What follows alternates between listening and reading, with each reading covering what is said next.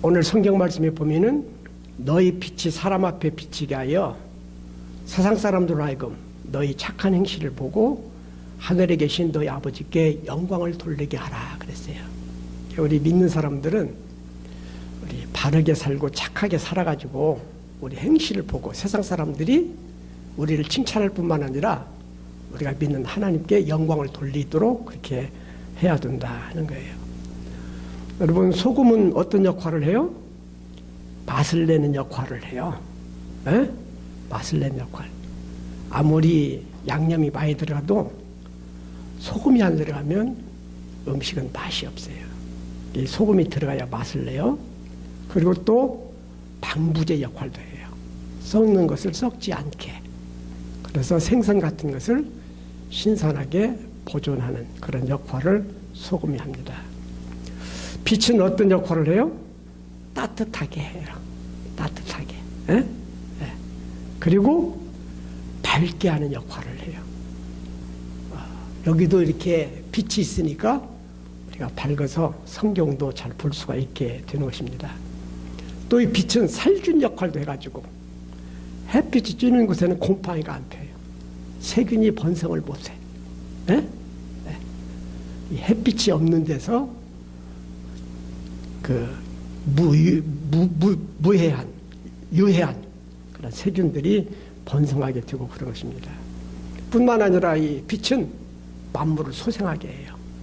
그 빛이 비춰야 나무들도 탄소 도화작을 해가지고 영양 있게 자라고 또 꽃도 피우고 열매도 맺고 그래요.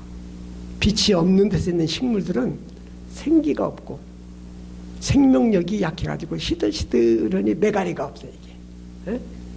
그러니까 우리 믿는 사람들이 세상에 소금이다 하는 것은 맛없는 세상을 맛있게 만들고 썩어지는 세상을 썩어지지 않고 부패하지 않게 정의로운 사회를 만들어가고 어두운 세상을 밝게 만들어가고 그리고 또한 만물을 소생하게 하는 그런 역할을 우리 믿는 사람들이 해야 되고 특별히 우리 다은교인들이 이런 소금과 빛의 역할을 해야 된다 하는 것입니다. 할렐루야. 자, 그런데 이 소금과 빛이 여러 가지 유익한 역할을 하려면 필수적인 전제가 하나 있어야 돼요. 그게 뭐냐면 자신의 희생이 있어야 된다 이거예요. 국에다가 소금을 집어넣는데 소금이 녹으니까 맛을 내지 소금대로 녹지 않고 그대로 있으면 맛이 안 나 이게. 에? 지난 가을에도 김장할 때 보니까 배추에다가 소금을 치더라고요. 그러니까 뻣뻣한 소금이 보들보들하게 죽대. 그런데 소금이 그 안에서 녹아지니까 뻣뻣한 배추를 부드럽게 만들더라고요. 그래가지고 맛있는 김치가 되더라고요. 그러니까 이 빛도 전기가 소모가 되고 초도 녹아야 빛을 낼 수 있는 것처럼 소금이 소금 역할을 하려면 빛이 빛의 역할을 하려면 자기가 녹아져야 돼요. 자기 희생이 있어야 빛의 역할, 소금의 역할을 제대로 할 수 있다는 걸 우리들은 잊지 않고 깊이 명심해야 될 줄로 믿습니다. 자기 희생이 있어야 돼요. 네? 자기 희생이 없으면 절대 세상을 밝히지를 못해요. 정의로운 세상을 만들어가지를 못해요. 재미있고 행복한 세상을 만들어가기 위해서는 나의 희생이 반드시 있어야 된다 하는 것입니다. 우리가 열왕기하 12장 15절에 보면 이런 사건이 기록이 되어 있어요. 솔로몬 때에 성전을 건축을 했어요. 성전 건축할 때는 돌을 다듬어서 돌을 쌓기도 하고 그 다음에 기둥 같은 것은 저 레바논의 백향목, 이 백향목은 단단하고 거기서 향기가 나는 최고급 나무예요. 최고급 나무를 가지고 성전을 만드는데 아무리 좋은 재료로 만들어졌다고 하더라도 세월이 흐르니까 점점 낡아지기 시작해. 그래서 요시야 왕 때에 그러니까 성전을 건축하고 한 350년이라는 세월이 흐르다 보니까 성전이 여기저기 이렇게 나무가 썩어가지고 막 구멍이 나기도 하고 부스러기가 떨어지기도 하고 막 이렇게 되는 거예요. 그래서 이 요아스 왕이 성전 수리를 하게 됩니다. 성전 수리. 성전 수리역에서는 많은 일꾼들이 이렇게 동원이 되는데 그 성전 수리할 때에 어떻게 수리비를 마련했느냐면은 성전 입구에다가 헌금궤, 궤짝을 만들어서 가운데 구멍을 뚫어가지고 놔뒀어요. 사람들이 성전에 제사를 드리러 오다가 믿음대로 거기다 이렇게 헌금을 한 거예요. 그걸 가지고서 이제 성전 수리 비용을 쓰게 되는데, 일꾼들에게 임금을 지급할 때에 요아스 왕이 뭐라고 지시를 하냐면은 그 일하는 사람들에게 품삯 줄 때에 회개하지 말고 그냥 줘라. 이 말이 무슨 말이냐면은 돈을 자세하게 세가지고 품삯을 이렇게 주는 게 아니라 여기 돈 있으니까 여러분들 품삯 가져가. 마음껏 가져가게 했다는 거예요. 왜냐? 그렇게 해도 정당한 품삯만 가지고 가지, 거기서 그냥 이렇게 더 품삯이 더 넘치게 부정하게 품삯을 가져가지 않는 그런 정직함이 있었기 때문이다 이거예요. 또 하나는 뭐냐면은 그 사람들이 농땡이 치지 않고 눈치만 살피면서 일하는 척하지 않고 정말 성실을 다해서 일하니까 품삯을 더 줘도 아까울 게 없는 거야. 그래서 성전 수리하는 일꾼들에게 품삯을 계산하지 아니하였는데 이는 그들이 성실히 일을 하였음이라 그랬어요. 우리 다음 교인들도 이렇게 신뢰받는 교인이 돼야 돼. 에? 어디 가서 의심사고 의심받고 하는 그런 삶이 아니라, 저 다음 교인들은 100% 믿어도 돼. 100% 믿어도 돼. 이렇게 신뢰를 받을 수 있는 그런 믿음을 가지고 생활을 해 가야 될 줄로 믿습니다. 여러분, 우리 기독교 초창기 때에 우리 기독교는 박해를 많이 받았어요. 우리 한때는 유대교로부터 박해를 받았습니다. 유대교에서 우리 기독교가 파생하게 됐는데, 기독교세가 확장돼 갈수록 유대교가 기독교를 대립하는 마음을 가지고 기독교를 박멸하려고 박해를 했어요. 근데 이제 유대교의 박해는 이건 아무것도 아니에요. 그 다음에는 로마라고는 거대한 제국이 기독교를 박해하기 시작했어요. 그래가지고 칼과 창을 가지고 사람들을 찌르고 맹수리에 넣어서 맹수에 밥이 되게 하기도 하고 몽둥이를 가지고 두들겨 패면서 예수를 못 믿게 만들었어요. 근데 이 거대한 로마의 권력의 박해를 받으면서 우리 기독교인들은 어떻게 대처를 했느냐? 사실은 아무 죄진 것도 없잖아요. 잘못한 건 없어. 그런데도 예수를 믿는다는 이유만으로 가서 매로 맞고 감옥에 갇히고 죽임을 당하고 재산을 몰수당하고 이럴 때에 얼마나 억울하고요. 또 인간적인 마음으로는 나를 박해하는 사람들에 대한 증오심과 미움이 얼마나 강했겠어요. 그럴 때 야 이놈들아, 내가 무슨 잘못했다고 나를 이렇게 박해해 하고 원망하고 대들 수도 있고요. 아니면 그리스도인들이 결사들을 조직해가지고 테러를 일으킬 수도 있고 암살할 수도 있고 그러는데, 초대 기독교는 그렇게 대응하지 않았습니다. 초대 기독교인들은 예수님의 가르침을 따랐어요. 우리 예수님께서 뭐라고 가르쳤어요? 원수를 사랑하고 핍박한 사람을 위해서 기도해 주라. 네 오른쪽 뺨을 때리면 왼쪽 뺨도 돌려대고, 오리를 같이 가자고 하면은 심리를 같이 가지고, 속옷 달라고 하면은 비싼 겉옷도 주거라. 이렇게 가르쳤어요. 그리고 우리 예수님의 수제자였던 베드로도 우리 베드로전서 2장 12절에 보면은 당시의 기독교인들에게 이렇게 훈계를 했습니다. 여러분이 이방인 중에서 행실을 선하게 가져 여러분을 악행한다고 비방하는 자들로 하여금 여러분들의 선한 일을 보고 오시는 날에 하나님께 영광을 돌리게 하십시오. 다시 한번 우리를 박해하는 사람들을 증오와 폭력으로 맞서지 말고 오히려 박해를 받을수록 더욱더 행실을 바르게 가지고 선한 행실로 또 사랑의 마음을 품고 그들을 대하여서 그들의 강팍한 마음을 사랑으로 녹이고, 지금은 그들이 기독교를 박해하지만 머지않아 그들이 하나님께 영광을 돌릴 수 있게 하십시오. 이렇게 충고를 했어요. 그래서 초대 기독교인들은 사실 그렇게 살았어요. 그래서 우리 예수님도요, 십자가 달려 못 박히고 창으로 찔리고 가시면류관 씌워서 죽임을 당했잖아요. 우리 예수님이 무슨 죄를 지었어요? 살인했어요? 간음했어요? 도둑질했어요? 넘투들게 팼어요?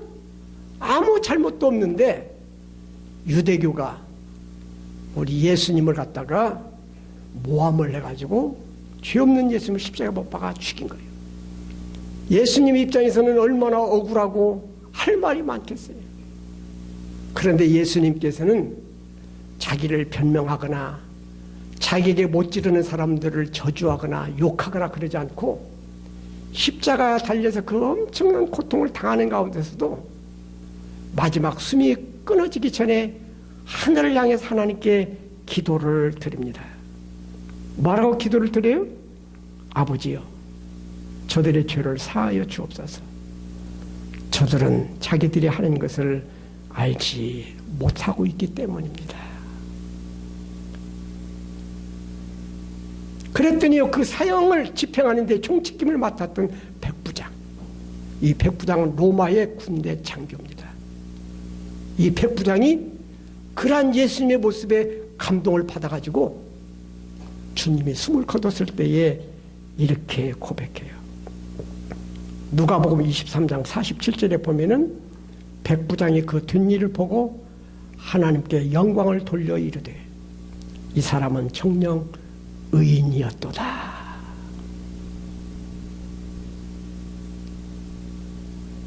그리고 우리가 사도행전에 보게 되면 로마의 백부장이 예수를 믿는 신앙을 가지게 되어지고, 그래서 베드로를 청하여 베드로의 설교를 듣고 그와 온 가족들과 그의 친구들이 함께 세례받는 그런 놀라운 사건이 전개가 되어지게 되는 것입니다. 우리 예수님뿐만이 아니 초대교회 7 집사 중에 한 사람으로 선택받았던 이 스데반이라는 분, 이분도 예수의 복음을 전하다가 유대인들에게 붙잡혔어요. 그리고 유대 군중들에게 돌에 맞아서 순교를 당하게 되어집니다. 이 스데반도 국가의 법의 입장에서 보나 윤리적인 차원에서 보면 아무런 잘못이 없어요. 다만 예수 믿고 예수의 복음을 전한다는 이유 때문에 돌에 맞아 죽임을 당하는 거예요. 얼마나 억울하겠어요. 그런데 이 스데반은요, 돌에 맞아서 생명이 꺼져가는 가운데서도 무릎을 꿇고 경건한 모습으로 하나님 내 영혼을 받으시옵소서 기도합니다.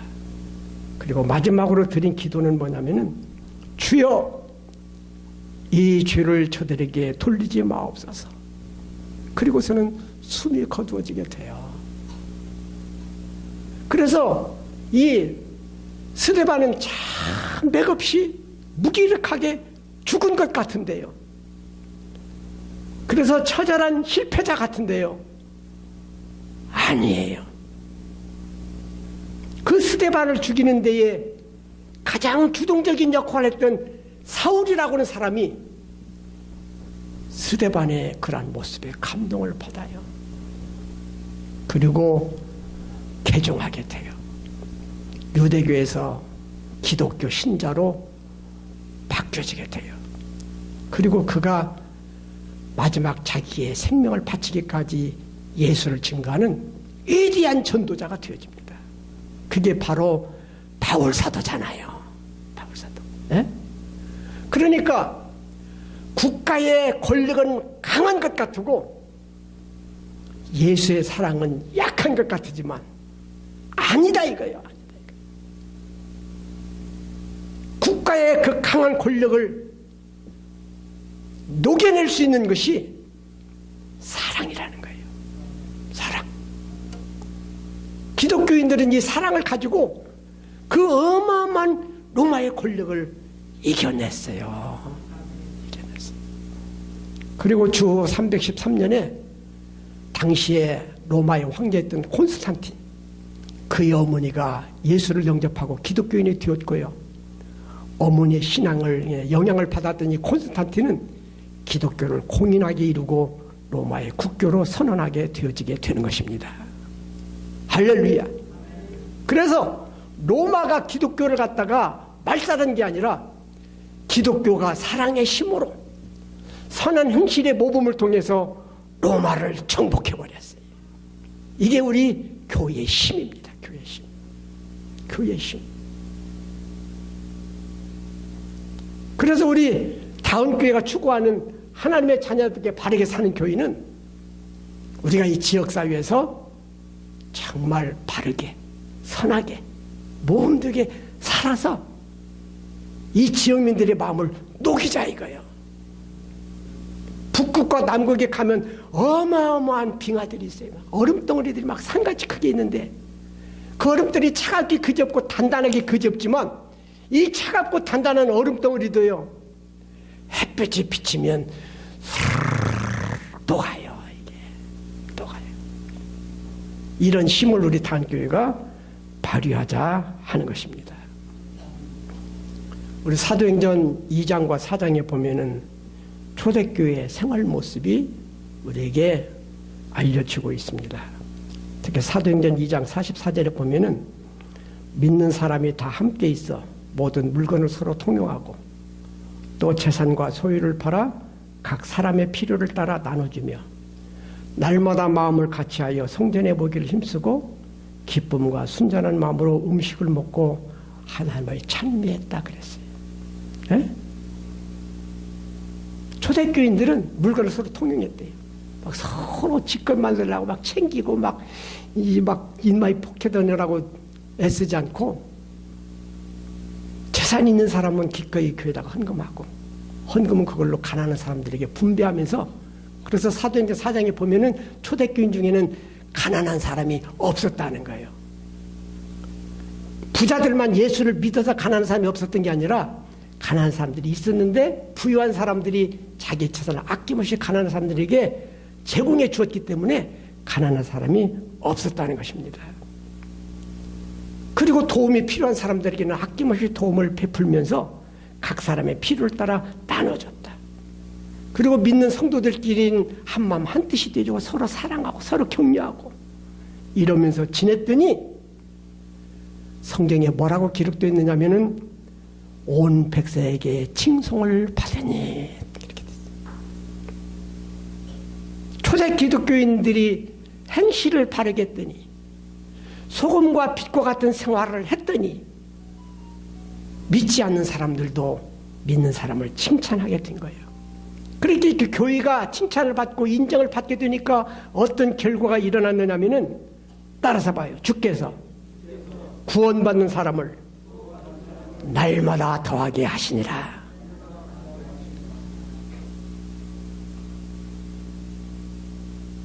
초대교인들이 소금으로 빛으로의 역할을 감당하면서 살아갔더니 칭찬도 받고 거기에 감동받았던 사람들이 나도 예수 믿을래. 그리고 교회로 몰려오는 가운데서 날마다 믿는 자들이 더해졌다. 이렇게 기록되어져 있어요.